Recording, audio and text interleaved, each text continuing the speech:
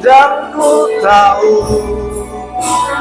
tahu betapa dalamkah, dan kami tahu Tuhan, dan ku tahu betapa dalamkah kasih-Mu.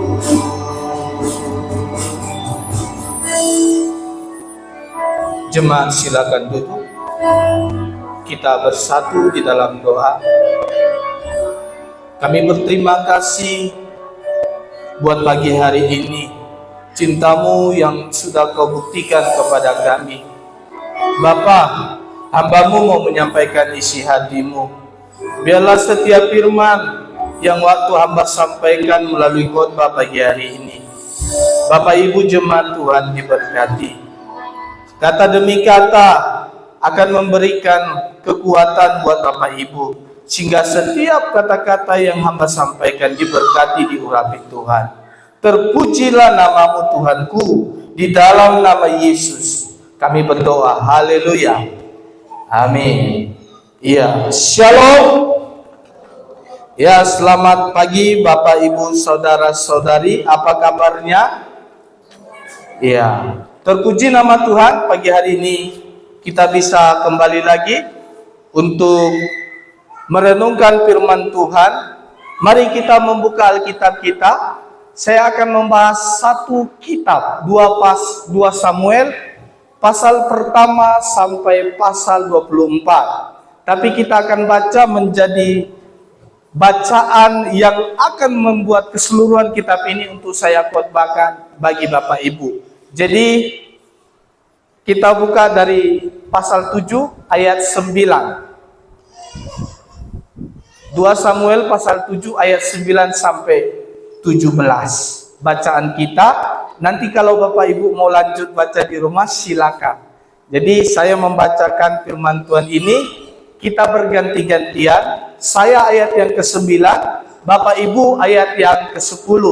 Kita baca firman Tuhan ini bersama-sama. 3, 2, 1. Aku telah menyertai engkau di segala tempat yang kau jalani, dan telah melenyapkan segala musuhmu dari depanmu. Aku membuat besar namamu seperti nama orang-orang besar yang ada di bumi.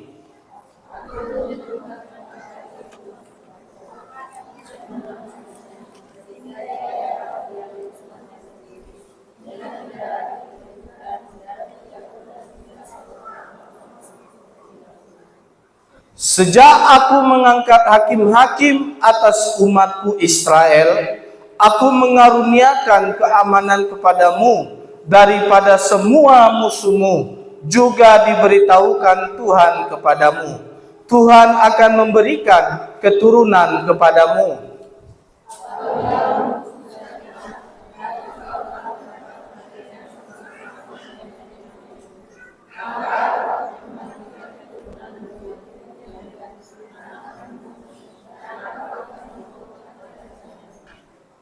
Dialah yang akan mendirikan rumah bagi namaku, dan aku akan mengokohkan tahta kerajaannya untuk selama-lamanya.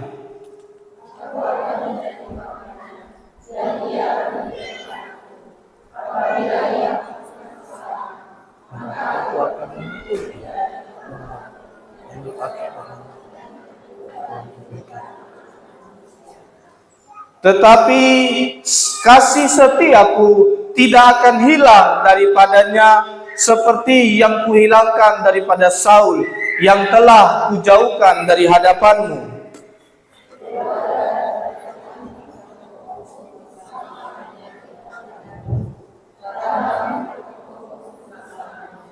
Kita baca ayat 17 bersama-sama. 3, 2, 1.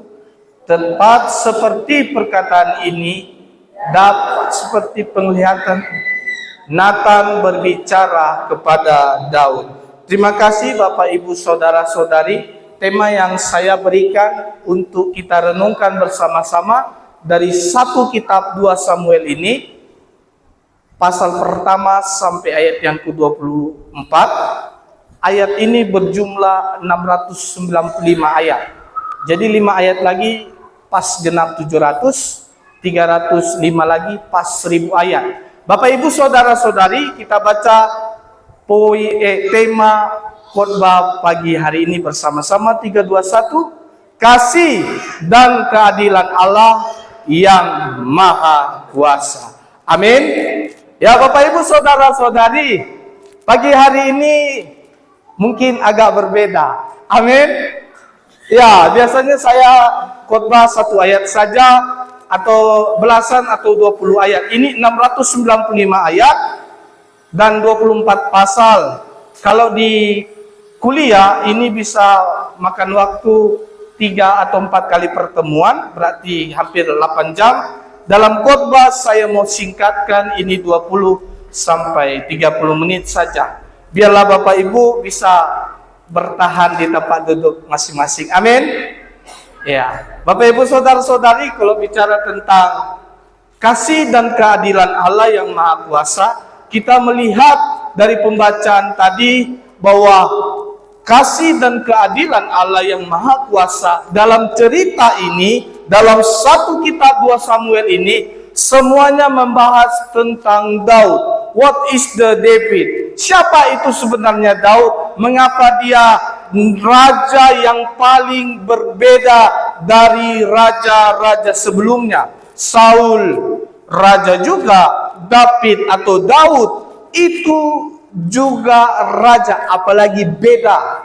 Bukan David Hutauruk, ini David yang di Timur Tengah. Bapak Ibu saudara-saudari, apa wujud dan kasih keadilan Allah yang Maha Kuasa? Melihat dari setiap pasal demi pasal, saya memperhatikan dari pasal 1, ada yang sangat menyentuh hati Daud. Kematian Saul dan Yonatan. Kematian Saul dan Yonatan membuat Daud sedih, dan dia akhirnya membunuh orang yang membunuh Saul. Karena dia jengkel, aku saja tidak berani membunuh apalagi menyentuh orang yang diurapi Tuhan. Bapak Ibu saudara-saudari, ini gambaran untuk kita orang Kristen. Kalau bicara tentang orang yang diurapi Tuhan, salah satunya siapakah dia? Suami. Ada amin? Orang yang diurapi Tuhan. Ada berani ibu-ibu, berani tokok kepala suaminya, ayo kita foto sama di depan ini nanti. Berani tokok kepala suami, apa? Atau ada yang berani, yang bilang sama suaminya, tunjuk tangan kau setan. Ayo Bapak Ibu kita foto, saya masukkan ke TikTok nanti. Jadi Bapak Ibu, Daud saja tidak berani melanggar ucapannya ataupun melakukan tindakan yang jahat untuk menyentuh Saul, apalagi Yonatan sahabatnya. Poin yang pertama, wujud dan keadilan Allah yang Maha Kuasa. Kita baca 321, Ia melindungi orang-orang yang mengikut kebenaran. Ada amin? Kalau gitu Bapak Ibu kasih tahu ke kanan kiri kita, ikuti kebenaran. Kebenaran yang dimaksud dalam kitab ini, Daud melakukan tugas tanggung jawabnya. Dalam konteks 2 Samuel, perang yang dilakukan Daud bukan perang sekarang, apalagi hangat-hangatnya perang Israel sama Hamas. Perang yang dilakukan Daud bersama dengan teman-temannya, Bapak Ibu lihat pasal 2, pasal 3, pasal 4, pasal 5, di situ mentok, dan pasal 6, Tuhan buat Daud sangat berbeda. Daud seorang raja hanya seorang pemimpin, tapi dia berbeda khusus. Nanti di poin yang ketiga saya akan bahas. Tapi dalam konteks ini, Daud berperang karena yang diperanginya adalah orang-orang yang tidak mau taat sama Yahweh. Dalam konteks itu, atau yang kita kenal di dalam Tuhan Yesus. Waktu bangsa-bangsa non-Israel, mereka tidak suka dengan orang Israel. Bangsa Filistin, bangsa-bangsa yang lainnya, mereka tidak mau. Maka Daud harus berperang untuk merebut tanah itu, dan mereka dijadikan untuk menjadi anggota atau pasukan. Bisa jadi mereka menjadi orang-orang yang mau ikut, dan orang itu mau percaya kepada apa yang disembah oleh Daud. Jadi Bapak Ibu Saudara, peperangan perjalanan Daud selalu diberikan kemenangan oleh Tuhan. Mengapa dia diberikan kemenangan? Ia mengikuti kebenaran. Dan sepanjang peperangan paling menonjol waktu dia menang melawan Goliat. Bapak Ibu Saudara-saudari, Goliat lambang tentang orang yang besar, tidak mau percaya Tuhan, orang yang menganggap dirinya hebat dengan pengalaman yang dimilikinya, dengan kekuatan strategi. Dia menganggap orang yang kecil itu tidak ada apa-apanya. Jadi ini menjadi pembelajaran. Kalau orang sudah dilindungi oleh Tuhan, apalagi dia mengikuti kebenaran di dalam firman, Bapak Ibu Saudara-saudari, kemana-mana pun Tuhan bilang berkat akan mengejarmu, aku akan menyertaimu dimanapun kakimu berada. Jadi artinya perlindungan Tuhan kepada Daud itu sudah dibuktikan. Makanya waktu orang Israel bilang Saul beribu-ribu, Daud berlaksa-laksa. Ini membuktikan bahwa Daud di dalam perlindungan Tuhan. Bapak Ibu Saudara, kalau kita tarik peperangan yang harus kita lakukan, bukan berperang melawan suami, bukan berperang melawan istri. Yang paling penting adalah berperang melawan diri sendiri. Katakan amin. Karena sulit Bapak Ibu, ego ini akan ada bagi orang percaya. Berbicara tentang ego, apalagi ditambah isnya, jadi egois. Ini yang harus kita perangi, supaya kita yakin bahwa Allah kita akan melindungi kita. Kita pakai ego kita untuk yang positif. Kalau tambah isnya jadi egois. Egois kita bilang, no Tuhan. Aku nggak perlu kau.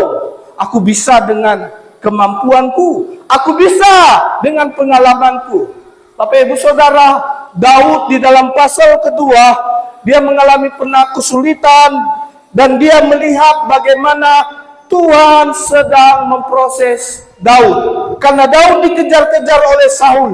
Waktu Saul mati dan akhirnya dia bangkit dan dia diurapi Tuhan di pasal 2. Dan waktu diurapi Tuhan, dia mulai membuka kerajaan, wilayah-wilayah kerajaan yang akan dipimpin oleh Daud. Jadi dalam konteks ini kita ambil untuk kehidupan Bapak Ibu Saudara-saudari dan saya juga. Kalau kita bisa melawan diri sendiri, egois kita, Tuhan mungkin akan memberikan satu berkat-berkat tersendiri. Mungkin dia bisa memberkati anak-anak kita, dia bisa memberkati rumah kita, memberkati hasil tangan kita. Saya tidak tahu cara dia. Tapi kayak saya melihat Daud di dalam perjalanannya, dia disertai Tuhan. Tidak ada raja seperti Daud, raja yang langsung berperang sendiri, memimpin pasukan sendiri. Kalau sekarang, Bapak Ibu jangan heran, jenderal atau bos itu di belakang, yang tamtama itu di depan.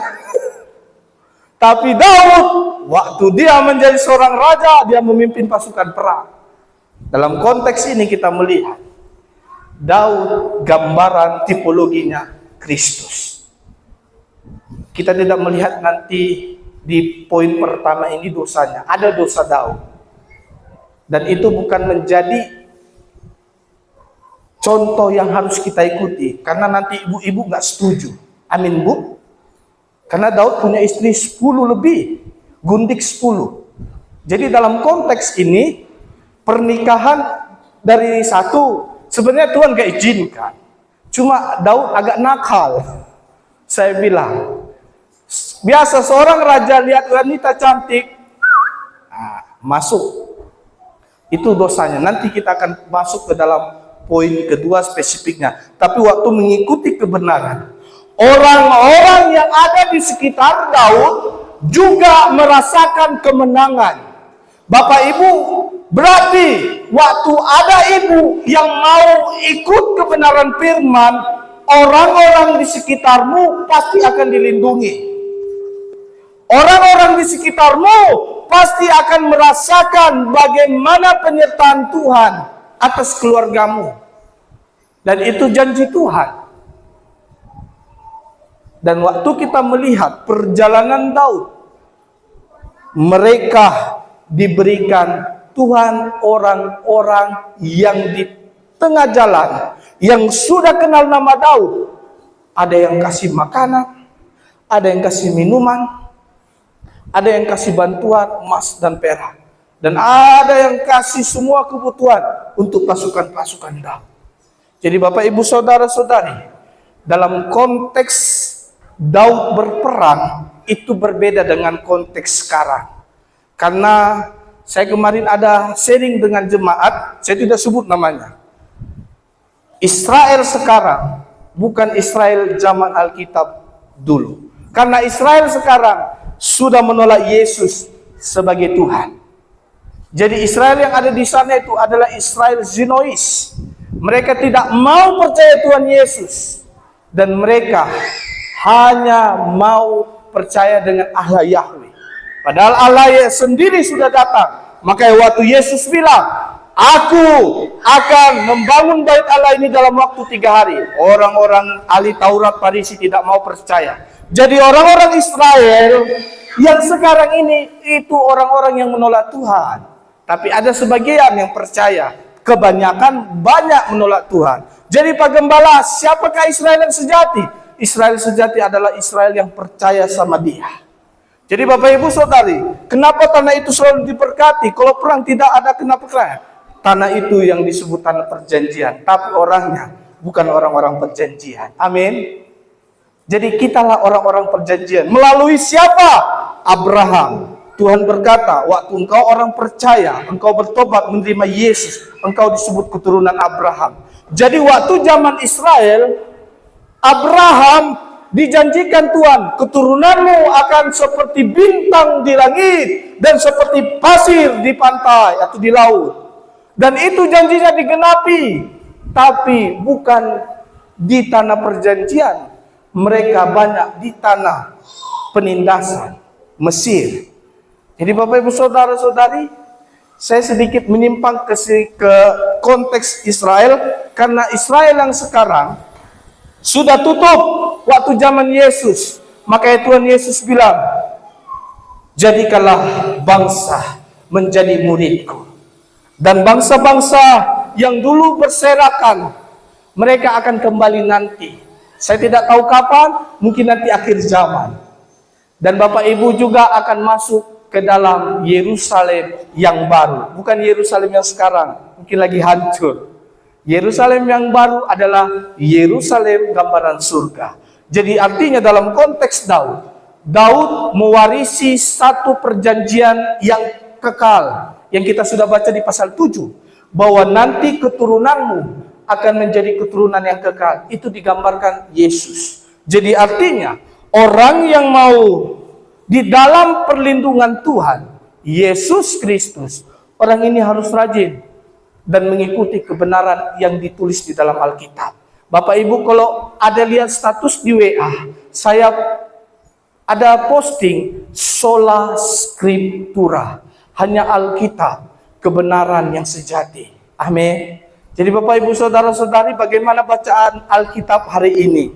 Saya rasa dalam satu hari ada satu ayat. Amin. Ada amin Bapak Ibu?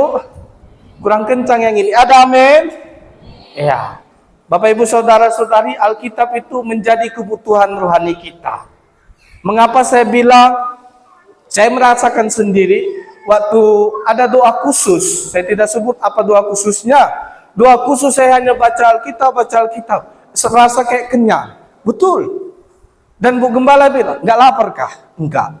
Pokoknya banyak baca-baca firman. Makanya ada yang bilang orang dalam waktu 2 minggu atau sebulan bisa baca Alkitab dari Kejadian sampai Wahyu waktu dia doa puasa. Jadi waktu saya membaca firman, firman itu seperti Matius pasal 4 ayat 4, bahwa setiap firman, dalam setiap Injil yang di dalam perintah Tuhan, bahwa waktu Yesus dicoba iblis di Matius pasal 4 itu dibilang Tuhan, manusia tidak hidup dari roti saja, tapi setiap firman yang keluar dari mulut Allah. Dan itu dirasakan bagi Bapak Ibu kalau sudah pernah berdoa khusus buat Tuhan. Ada amin Bapak Ibu? Silakan saja dicoba. Tapi kalau lagi ada sakit mah jangan. Berdoa sambil baca Alkitab saja. Dan waktu itu Bu Gembala goda-goda makanan. Pak Gembala nggak suka kah? Dia makan sayur-sayuran yang dibeli, ada yang dikasih jemaat. Tergoda sedikit. Itulah Yesus waktu digoda. Yesus, bisa nggak kau ubah batu ini menjadi roti? Tapi bukan saya bilang Ibu Gembala setan. Tapi itulah Bapak Ibu. Saya belajar, kalau keinginan perut, kalau tidak kuat di dalam Tuhan, bisa mungkin melakukan tindakan yang jahat. Dan Daud pernah melakukan itu. Waktu dia lapar bersama dengan pasukannya, dia jumpai seorang wanita Abigail yang bersama suaminya. Suaminya sangat pelit, kikir. Saya di sini tidak ada suami kayak gitu. Amin. Bapak-bapak. Jadi suaminya, ini minta maaf kalau nama Abigail. Minta maaf. Jadi suaminya ini waktu mau kasih jatah untuk Daud sama pasukannya, dia bilang, "Hei, gak usah kasih. Siapa itu Daud?" Kata. Jadi Daud langsung bertindak. Dia bilang, "Saat ini juga kau akan kuhukum." Daud bertindak, tapi waktu itu dicegah oleh istri si Abigail. Dan terbukti orang yang mengikuti kebenaran, orang yang di sekitarnya dilindungi. Bapak Ibu Saudara, siapapun yang menjadi pergumulanmu, suamikah, istrikah, anakkah, kalau kita ikuti kebenaran, dia pasti akan lindungi. Dia akan bawa dia supaya tepat di jalannya Tuhan. Dan kita akan bersuka cita. Kita akan melihat perbuatannya yang ajaib. Itu yang pertama. Yang kedua, apa wujud kasih dan keadilan Allah yang Maha Kuasa? Kita baca poin kedua, 3, 2, 1. Ia menghukum orang yang tidak hidup dalam kebenaran. Bapak Ibu Saudara-saudari, ini jelas janji firman. Waktu Daud sudah jaya di dalam 2 Samuel, dia waktu itu lagi ada di atas soto. Dia lihat wanita cantik lagi mandi. Ini entah siapa yang salah, wanita atau Daud. Jadi waktu mandi, dilihat Daud, wow cantik itu. Pasukan dijemput. Waktu dijemput sudah selesai istri orang. Waktu selesai istri orang, dia atur lagi strategi bunuh suaminya, tempatkan di barisan paling depan. Mati suaminya, Uria mati. Hukuman langsung datang kepada Daud. Jadi artinya orang yang startnya bagus, kalau di pertengahan berdosa tetap dihukum. Tapi hukuman Tuhan antara dua, kita mau bertobat atau kita mau masuk ke dalam hukuman yang kekal. Ini pilihan ada di tangan kita Bapak Ibu. Karena di dalam penghukuman Tuhan akan melahirkan kasih dan keadilan. Mana mungkin Tuhan kompromi dengan dosa. Waktu Daud melakukan tindakan yang sangat keji di mata Tuhan, ambil istri orang, bunuh suami orang, Daud hukum. Salah satunya anak yang dari Betsheba mati. Inna ilahi wa inna ilahi rojiun. Jadi artinya penghukuman itu ada. Ada amin? Kok ini agak lemah, agak sedikit ngeri. Ada amin? Iya. Penghukuman yang dimaksud Tuhan kalau untuk konteks sekarang, Bapak Ibu, Tuhan masih kasih waktu. Mau sampai kapan kita mau berubah? Karena waktu itu saya tidak sebut di sini karena di sini tidak ada. Ada seorang jemaat. Ini di daerah yang pernah saya layani. Kayaknya saya sudah saksikan. Waktu sakit parah, dia pernah bilang, yang biasanya kalau kita mau ibadah itu harus tanggal 25. Kenapa? Karena Yesus datang ke dunia tanggal 25 Desember, hari Natal. Jadi waktu Yesus datang ke dunia, dia lihat saya, dia rajin gereja. Jadi dari tanggal 25 dia nggak mau lagi ibadah. Karena katanya tanggal 25 itu harinya Tuhan datang ke dunia. 26 Yesus naik ke sorga. Dia nggak lagi cek. Jadi Bapak Ibu, hukumannya ada. Sakit bagian sentral. Orang kesehatan tahu kalau sakit terminal. Oh, Dando. Saya bertobat, saya percaya Tuhan menyembuhkan. Saya yakin saya mau bersungguh-sungguh. Dulu kau hebat kali, Cok. Waktu sakit, lemah. Bapak Ibu, masih kuat memang. Nggak ada tuh. Tapi sudah sakit, sudah. Khotbah mungkin bisa berjam-jam didengar. Nyanyi-nyanyian rohani bisa berjam-jam. Waktu sudah sehat, apa itu lama-lama? Dan itulah Bapak Ibu, saudara-saudari, kita ambil satu sikap. Dan saya renungkan, dan itu waktu itu saya temukan beliau, saya doakan. Pak, jangan lagi begitu. Yesus bukan tanggal 25 datang ke dunia. Ngapain Yesus naik tiap tahun? Turun, cek, ditengok. Oh, ada Pak Gian. Dicek lagi. Oh, ada Pak Cacan tanggal 25. Setelah tanggal 25, ditengok. Wih, kok nggak ada lagi? Karena Yesus sudah naik ke surga. Bapak Ibu, Yesus itu maha kuasa. Saya pernah kasih tahu ke jemaat, kita dan saya belajar supaya bisa tanya jawab. Ada pernah bertanya seperti ini. Om Nando, bisa nggak Om menjawab? Apakah Yesus yang maha kuasa mampu membuat batu yang besar sehingga batu yang besar itu tidak mampu dia angkatnya? Wih, ini kan pertanyaan menjebak. Jadi maksudmu, iya, Yesus menciptakan batu yang besar dan batu itu nggak bisa diangkatnya. Kalau saya jawab iya, dan dia bilang, kan Yesus nggak bisa angkat, berarti nggak maha kuasa. Kalau saya jawab tidak, oh berarti Yesus nggak maha kuasa, masa nggak bisa menciptakan batu? Dan saya ada ingat ayat. Oh iya, ini kan pencobaan setan. Ini kau dapat dari setan kah? Aku bilang, dia marah langsung. Bapak Ibu Saudara, sering tanya jawab kita dijebak. Yesus nggak mau melakukan hal-hal yang di luar dari kehendak Tuhan. Makanya di dalam janji dan firman-Nya, aku bukannya tidak mendengar teriakanmu minta tolong, tanganku bukan kurang panjang untuk menolong, tapi karena ada penghambat, yaitu dosa. Dosa itu amartia, itulah yang menjadi penghambat kita untuk datang sama Dia. Dan Tuhan tidak mau berdosa. Dan Bapak Ibu Saudara, banyak orang bertanya terus, kayak mana sih orang Kristen punya Allah Tritunggal? Hei, monyo. Sembarang Allah Tritunggal, bukan Allah kami tiga. Allah kami dalam hakikat satu. Dia punya pribadi yang tiga. Dia memiliki kekuatan dan kuasa berbeda, Allah Bapa, Allah Anak, Allah Roh Kudus, dan mereka satu di dalam hakikat pribadi, yaitu Allah. Dan Allah Bapa tidak disebut Yesus, Yesus tidak disebut Roh Kudus, dan mereka dalam kesatuan. Makanya orang Kristen tidak bisa memahami Alkitab pakai logikanya, karena Allah yang besar, yang wabar, mereka tidak bisa pakai otak. Makanya setiap orang yang belajar S1, S2, S3 sampai steler, sampai sekarang nggak bisa memahami Alkitab. Makanya Bapak Ibu, banyak orang yang sesat. Sudah S3, ada yang bilang, seorang pendeta yang paling terkenal, Erastus Sabdono, dia bilang, Yesus itu bukan Tuhan. Bapak Ibu bayangkan, sudah S3.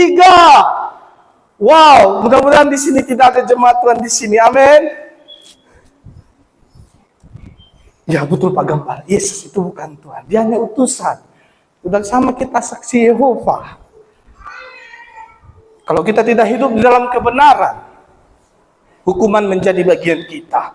Daud mendapatkan hukuman. Bukan hanya anaknya mati. Waktu bangsa Israel melakukan kekejian di mata Tuhan, Tuhan hukum mereka sakit kusta. Itu dalam waktu 3 hari. Dan mereka harus bertobat, dan mereka harus mempersembahkan korban. Ini yang terakhir. Bapak Ibu Saudara, pengalaman Daud sebagai gambaran Kristus untuk hidup orang percaya. Daud seorang raja, yes. Daud seorang imam, yes. Daud seorang nabi yang bisa berbicara sama Tuhan langsung, yes.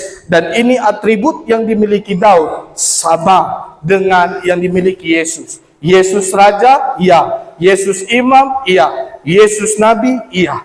Jadi artinya Daud menjadi gambaran tipologi seorang Yesus Kristus. Kita tidak melihat sosok pribadi Daud yang agak sedikit ada nakal-nakalnya. Kita sifatnya ambil bagaimana Tuhan melahirkan Daud dari keturunan Daud, Salomo, nanti sampai kepada Yesus Kristus. Lahirlah juru selamat. Jadi Bapak Ibu Saudara, apapun pengalaman hidup kita, mari kita buat itu menjadi gambaran untuk sama dengan Tuhan Yesus. Ada amin Bapak Ibu? Mulai dari rumah tangga hingga sampai di luar dari rumah tangga. Yesus menjadi gambaran seperti Daud. Kemana dia melangkah, dia bilang, Yesus adalah gunung batuku, keselamatanku. Bapak Ibu Saudara-saudari, kalau ini yang engkau ucapkan di dalam iman dan perbuatan dan langkah hidup kita, dimanapun kita berada, dia pasti akan melindungi kita. Waktu kita jatuh ke dalam dosa, ia bawa kita supaya tidak jatuh terlalu dalam dosa.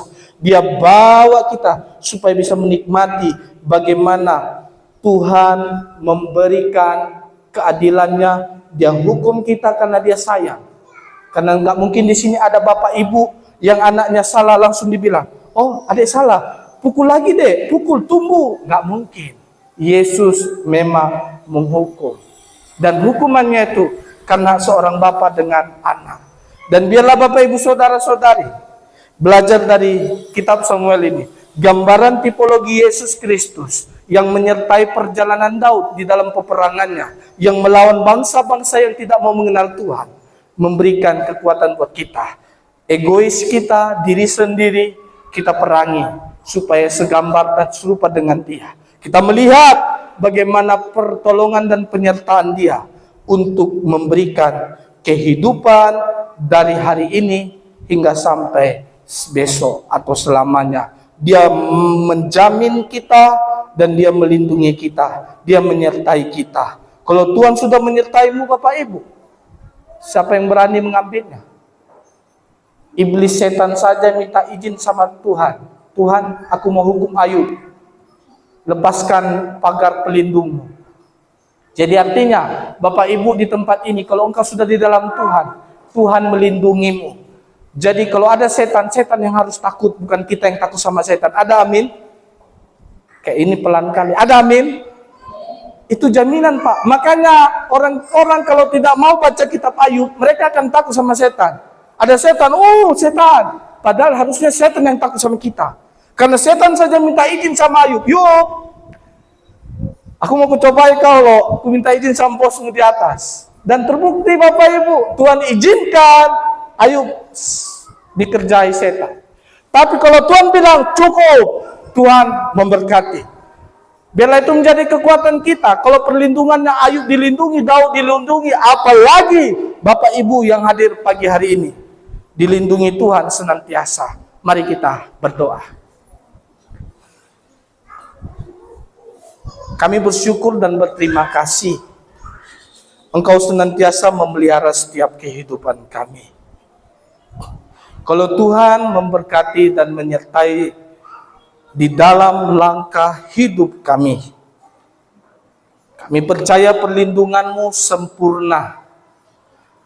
Dan kami yang kurang sempurna ini, yang berdosa di hadapan-Mu, ampuni kami Bapa, supaya kami bisa melihat pertolongan Tuhan, jamahan kasih Tuhan, keadilan Tuhan nyata untuk kami, supaya kami sadar bahwa kami butuh Tuhan di sepanjang musim kehidupan kami. Terima kasih Tuhanku, ajarkan kami untuk berharap teguh kepadamu, ajarkan kami untuk tetap setia dan yakin kalau Tuhan sudah memegang kami, Engkau tidak pernah melepaskan kami. Tapi waktu kami Tuhan yang melepaskan Tuhan, tolong kami Bapa, bawa kami supaya tetap di dalam perlindungan dan penyertaan Tuhan. Terpujilah namamu Bapakku, di dalam nama Yesus Kristus Juru Selamat kami berdoa. Haleluya. Amin. Silakan kepada yang membawa pengumuman.